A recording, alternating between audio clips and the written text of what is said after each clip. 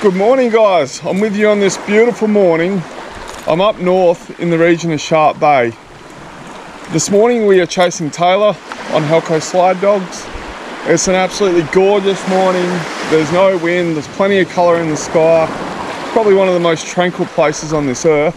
So we're going to walk this coastline and try to find some Tailor for bait to catch bigger fish later. But how stunning is this place? See these red cliffs on the side? It's very unique. You don't see this again really till you get up the WA coast towards Broome. Now I believe the orange in the sand here is from iron oxide. I read up about it. Apparently that gets into the sand and gives it this distinct red colour. How beautiful is that? And this place is absolutely stunning. It's just out of this world. I haven't been up here for a fair while. Obviously I had back surgery earlier this year. It's been a slow recovery but a good recovery. I have days where I feel better and then days where I go backwards. But anyway, I'm out here, I'm still breathing and I'm ready to go. Let's go have a look at this pristine coastline and see if we can catch a few fish. And what a better start to the morning, like we're approaching winter and I reckon it's about 25 degrees already. It's absolutely stunning out here.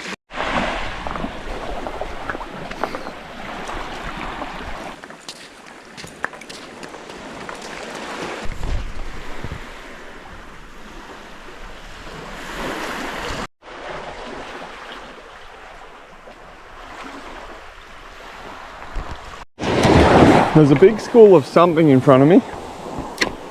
Don't know what they are.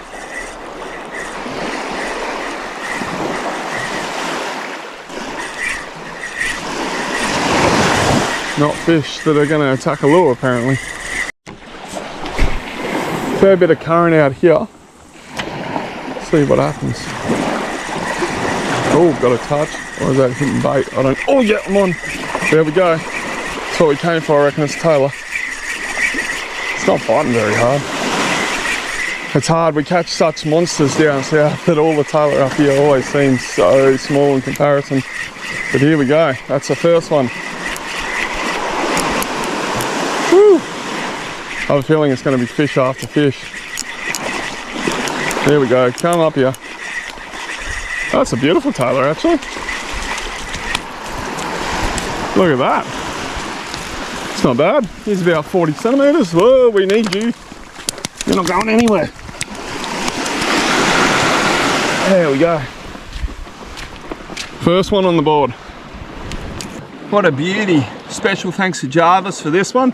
So Jarvis was with me in the Top Ore Invitational and we've had so much big tides up here, I actually found it hard to find the Tailor. And he told me to come try in this bay. He found him on the boat. He said it'd actually be easier off the shore.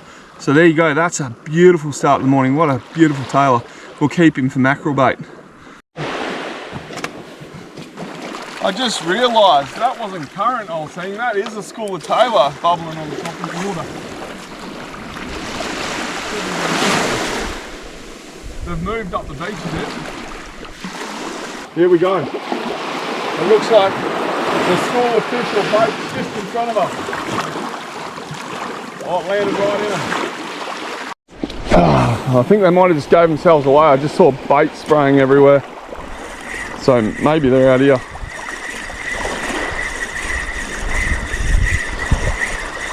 Yep. Oh, almost. They definitely gave themselves away. Try again. Oh, yep, there you go. Look at that. Pulling a bit of drag. Oh, he's jumping. Should have left you guys on my chest. Oh, this is a decent little fish. You can tell they've been eating well.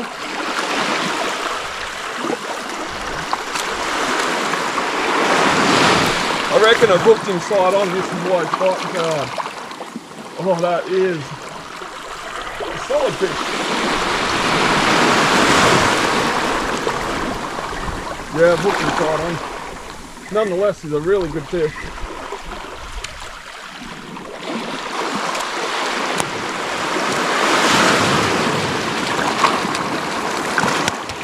That's a beautiful Tailor.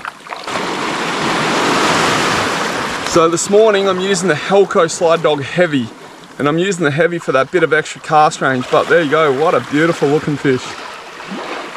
Now they're definitely moving around and we're just about to throw a shark in the mix too. So it's be interesting. they're just moving this bait school up and down the shore, which is pretty cool. So for some reason here, where I'm fishing, I love poppers for tailor, but when you've got flat water like this, it's oh, there we go, we just had one follow. Oh, he's still on it, yep, there we go. Yeah, so what I was saying is when I use poppers in flat water, Tailor are very cautious. Oh, look, this shark's thing just went under. He might be thinking about coming over here.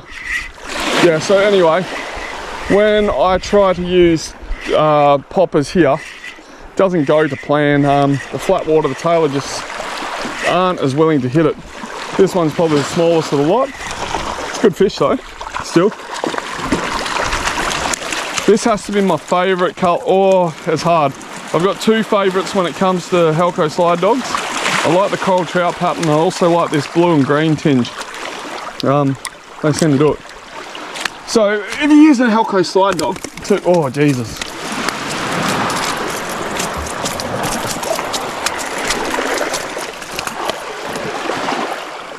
If you're using a Helco slide dog, I also love to tie a loop knot to it. The reason I use a loop knot is it just seems to give it a lot more maneuverability in the water. Gets a real whip up with that slide, it gets a real whip up with the lure, and that gets Tailor onto it. And this one's going to be interesting to get out. Well, the Tailor have gone a little quiet, so I'm going to put the drone in the sky and just see what's knocking about. See if I can locate the Tailor and maybe something else. Anyway, put this drone up and we'll see what we can see, hey?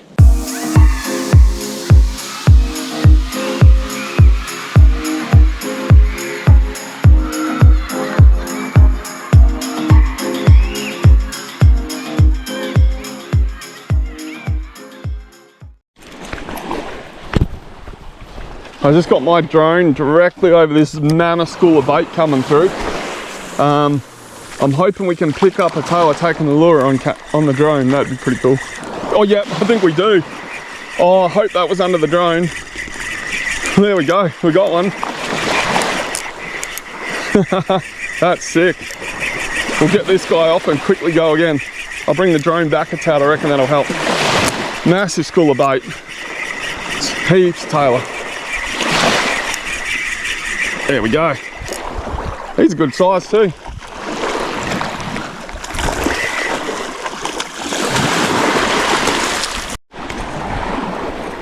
Something's disturbing the piecing shallow.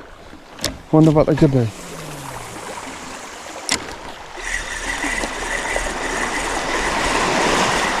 Oh yeah, we knew that straight away. Here we go. It's another Tailor.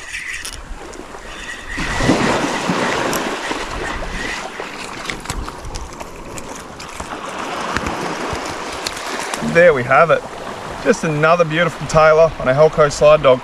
So today I'm using my 6000 Saragossa with 30-pound braid. The reason I bought this setup is I'm not exactly strong these days. I don't find it easy to carry multiple rods. So I went this in case there was some long-tailed tuna. I have heard they have been up in this bay, but it's still perfectly more than capable to have some fun with the Tailor. Look at that fish, isn't he just stunning?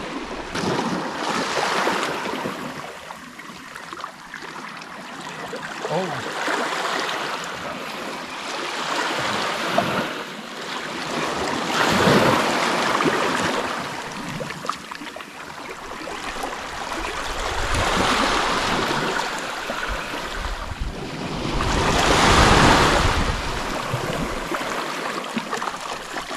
He's a good size one, this one.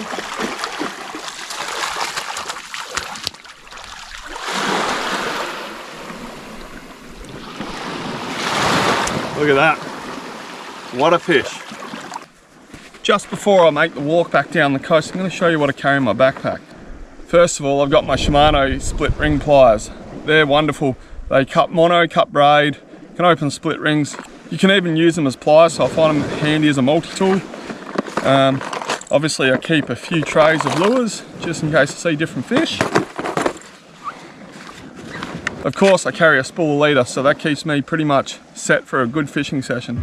Well, we're going to make our way back down the coast and we'll make it up from there. This shade is nice. Almost back. Haven't seen anything worth casting out along the way back yet. I've certainly eaten breakfast in worse locations.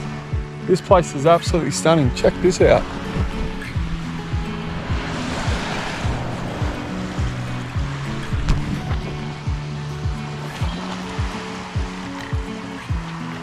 I haven't talked about life in a while on this channel. So earlier this year, I was playing a game of basketball and I've reached out for the ball and I felt something pop in my back. And didn't really think much of it at the time. That night felt bruised, the next day felt heavily bruised. Saturday morning, I kept collapsing, kept having these spasms. What it ended up being was a ruptured disc on the nerve. And every time I moved in the wrong direction, or even this much of variation in my back, I just was in agony, fall on the ground, couldn't get up.